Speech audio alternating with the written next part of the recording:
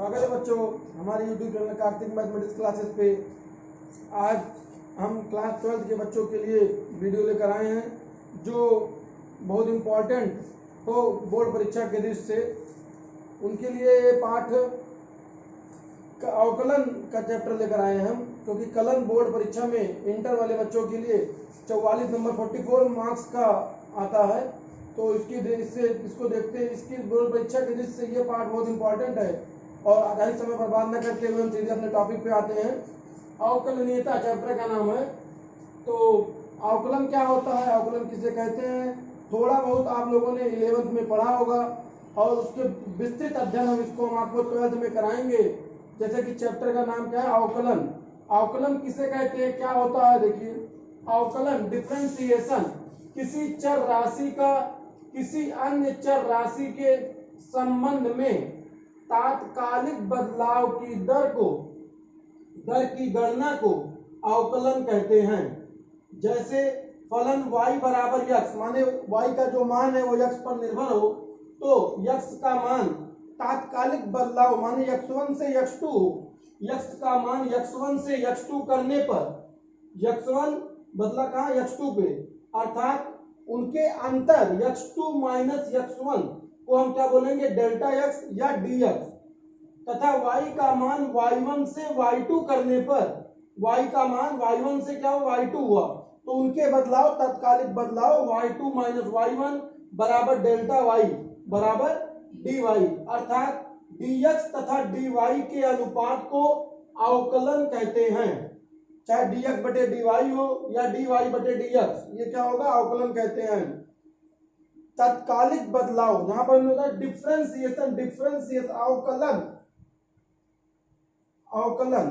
अवकलन में ये जो आपका जैसे dx बटे dy लिखा है, इसका मतलब y के सापेक्ष अवकलन, dy बटे dx लिखा है माने x के सापेक्ष अवकलन, dy बटे dt लिखा है तो माने t के सापेक्ष अवकलन। जो चीज नीचे लिखा रहेगा उसी के सापेक्ष अवकलन होगा। अब हम आपको बताते जाते हैं कलन किसे कहते हैं। फलन की परिभाषा, डिफिनीशन ऑफ फंक्शन, जब किसी राशि का मान एक या एक से अधिक राशि पर निर्भर करता है तो उसे फलन कहते हैं। फलन जैसे कोई फलन y हो तो y बराबर a प्लस बी प्लस सी। हम क्या बताएं आपको, जब किसी राशि का मान एक या एक से अधिक राशि पर निर्भर करता है तो उसे फलन कहते हैं। जैसे कोई फंक्शन फलन y हो तो y बराबर a प्लस बी प्लस सी, अर्थात हमें अगर y का मान ज्ञात करना है तो a b c का मान ज्ञात होना आवश्यक है। y का मान आपका, y का जो मान है ये a b c तीनों पर निर्भर करता है। अगर a b c का मान पता रहेगा तो y का मान ज्ञात कर सकते हैं। यहाँ पर y क्या है, फलन है, तथा a b c चर राशियां हैं। चर राशि आप लोगों ने 9th में पढ़ा होगा कि चर राशि ऐसी राशि जिसका मान बदलता रहे चर राशि कहलाता है। जैसे मान लीजिए यहाँ पर कोई फंक्शन में a का मान कुछ और होगा, किसी फंक्शन में b का मान कुछ और होगा, c का मान कुछ और होगा, तो आपका फलन का मान बदलता रहेगा। अब हम ज्यादा समय बर्बाद न करते हुए आप लोगों को हम अवकलन के सूत्र पर लेके चलते हैं। अवकलन का सूत्र, फॉर्मूला ऑफ डिफरेंशिएशन। तो number 1, D by D x माने x के सापेक्ष अवकलन। अगर कहीं d बटे dx लिखा है उसका मतलब हुआ x के सापेक्ष अवकलन। d बटे dt लिखा है माने t के सापेक्ष अवकलन। d बटे dx x the power n मतलब x स्क्वायर हो x क्यूब, इस प्रकार से अगर घात लगा हो तो फार्मूला है घात आगे घात में एक कम। नंबर 14 फार्मूला इसी का इंग्लिश रूपांतरण है। अगर x की पावर n लिखा हो तो इंग्लिश में हो जाएगा d by dx x to the power n is equal to nx x the power n minus 1। अगर केवल x है उसका डिफरेंशिएशन आप करेंगे d बाई dx x का, तो उसका अवकलन हो जाएगा 1। d बाई dx अचर पर माने 1 हो 2 हो गिनती हो 2 4 10 कुछ भी लिखा हो, अगर x के सापेक्ष नहीं है वो, उसका अवकलन क्या हो जाएगा, d बाई dx अचर पर बराबर 0। d by dx under root x बराबर 1/2 under root x, d by dx 1/x बराबर -1 बटे x स्क्वायर। बच्चों ये सब फार्मूला आपके फायदा के लिखाए गए समाकलन में काफी ज्यादा महत्वपूर्ण रहेंगे। ये कोई फार्मूला आपको किताब में नहीं मिलेगा। ये सब जो है ये हम आपको डिराइव भी करा देंगे कौन सा फार्मूला का ये उत्तर कैसे आया। नंबर 9वां formula D by D X A की पावर एक्स बराबर ए की power X log A base E. 10वां formula D by D X log X base E बराबर 1 अपॉन एक्स। पढ़ने में किसी बच्चों को कंफ्यूजन आता है तो ये क्या लिखा है लॉग एक्स बेस ई, इसको ये पढ़ेंगे log X base E. Number 11 D by D X log X base A बराबर 1/x लॉग ई बेस ए। इसको क्या पढ़ा जाएगा, पढ़ेंगे इसको इधर वाले को बाएं तरफ को पढ़ेंगे लॉग एक्स बेस ए बराबर 1 upon X log E base A. ये आपका ये पढ़ने का तरीका हो गया। इसका आप लोग स्क्रीनशॉट लेकर के लिख लीजिएगा और याद करने का प्रयास करिएगा। नंबर 12वां फार्मूले पे चलते हैं हम लोग D by D X sine X बराबर D by D X sine X का हो जाएगा cos X. Differentiation D by D X cos X का हो जाएगा माइनस साइन एक्स। अगर मान लीजिए आ गया आपका D by D X tan X तो डिफ्रेंसिएशन ऑफ टेन एक्स होता है sec square X. D by D X अगर आपका लिखा है कॉट एक्स तो कॉट एक्स का डिफ्रेंसिएशन होता है minus cosec square X. D by D X sin cos tan cot हो गया तो सेक एक्स, तो D by D X sec X का हो जाएगा sec X into tan X. बच्चों यहाँ पर आपको बताना ये चाहेंगे जो भी ट्रिग्नोमेट्री अनुपात होते हैं ट्रिग्नोमेट्री रेशियो उन सबको हम लोग स्मॉल लेटर में लिखते हैं। तो यहाँ कहीं कहीं भूल से हम उसको कैपिटल लेटर कर दे रहे हैं, आप प्रयास करिएगा कि आप वो गलती ना करें। D by D X cosec X का होगा minus cosec X into cot X. D by D X E की power X E to the power X is equal to E to the power X. कभी कभी competition में या फिर viva में पूछ लेता है किसका अवकलन और समाकलन बराबर होता है, तो ई की पावर एक्स का अवकलन भी ई की पावर एक्स होता है और ई की पावर एक्स का समाकलन भी ई की पावर एक्स होता है। तो माने D by D X E to the power X बराबर E to the power X.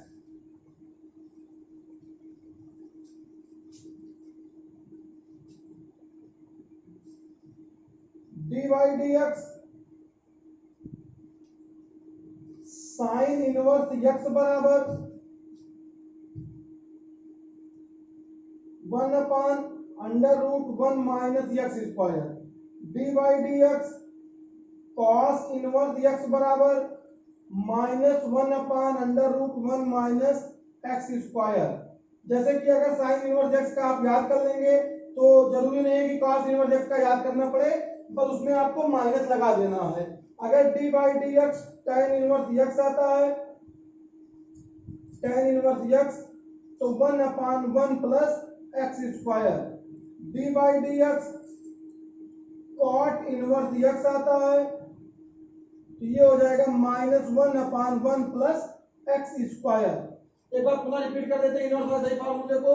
D by D X sine inverse X का 1 upon under root 1 minus X square.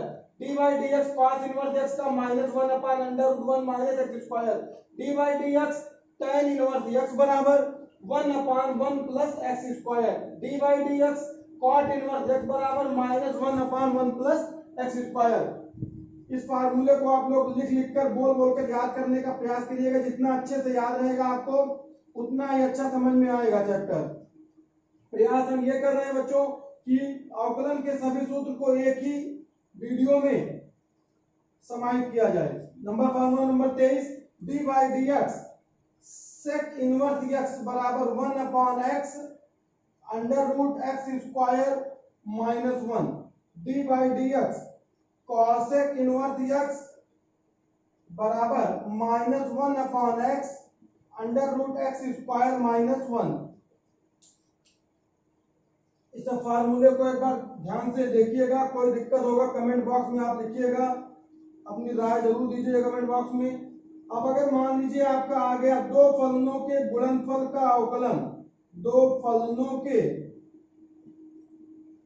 गुणनफल का अवकलन, गुणनफल का अवकलन,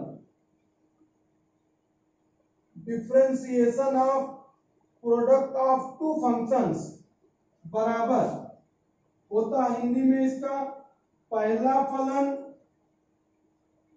गुणे दूसरे का अवकलन, दूसरे फलन कह सकते हैं, दूसरे फलन का अवकलन प्लस दूसरा फलन, प्लस दूसरा फलन गुणे पहले फलन का अवकलन, का अवकलन। एक आध दो बार जो बड़ा फार्मूला हिंदी में लिखा है उसको पुनः रिपीट करते हैं। दो फलनों के गुणनफल का अवकलन बराबर पहला फलन गुणे दूसरे फलन का अवकलन प्लस दूसरा फलन गुणे पहले फलन का अवकलन। बहुत बड़ा इसको ना लिखना पड़े, इसीलिए इसी फार्मूले को आप शॉर्टकट में इतना केवल याद कर सकते हैं। मान लीजिए पहला फंक्शन आपका ये हो गया रोमन नंबर में 1 और ये दूसरा फंक्शन हो गया 2, इसके बीच में गुणा लगा है तो product of two function is equal to हो जाएगा आपका first function differentiation of second function plus second function differentiation of first function. ये आपका फार्मूला हो जाएगा, पहला फलन गुणे दूसरे फलन का अवकलन प्लस दूसरा फलन गुणे पहले फलन का अवकलन। या आप और अच्छे समझना चाहते हैं तो एक फलन को रोकिए दूसरे का अवकलन कीजिए प्लस दूसरे फलन को रोकिए और पहले फलन का अवकलन कर दीजिए। फार्मूला नंबर 27 दो फलनों के भागफल का अवकलन। तो भागफल में क्या आएगा आपका, देखिए फार्मूला नंबर 27 भागफल माने अंश बटे हर रूप में कोई सवाल लिखा रहेगा, अंश बटे हर रूप में दो फलनों के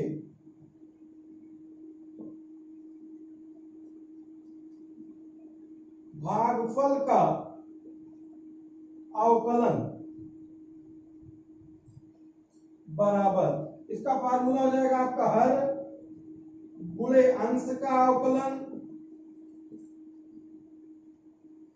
अवकलन माइनस अंश गुणे हर का अवकलन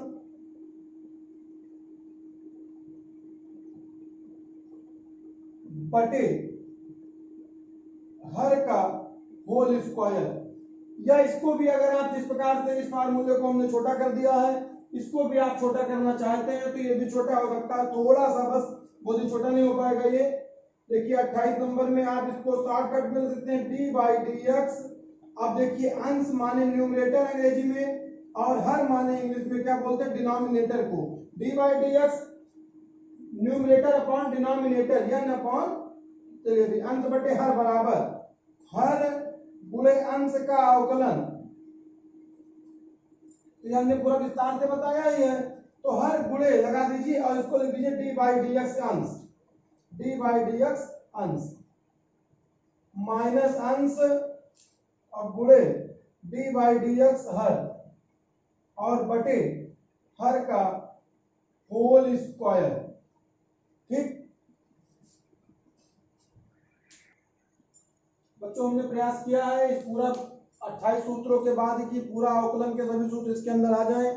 हो सकता है शायद भूलवश या त्रुटिवश कोई फार्मूला छूट गया हो, तो हम प्रयास कर रहे हैं कि एक ही वीडियो में पूरा ये सूत्र आ जाए, इसलिए आप प्रयास करिएगा इसको याद करने का। और अगर आपके समझ में आया होगा इस फार्मूला तो हमारे चैनल को लाइक और सब्सक्राइब करिएगा और ज़्यादा से ज़्यादा अपने मित्रों में शेयर करिएगा।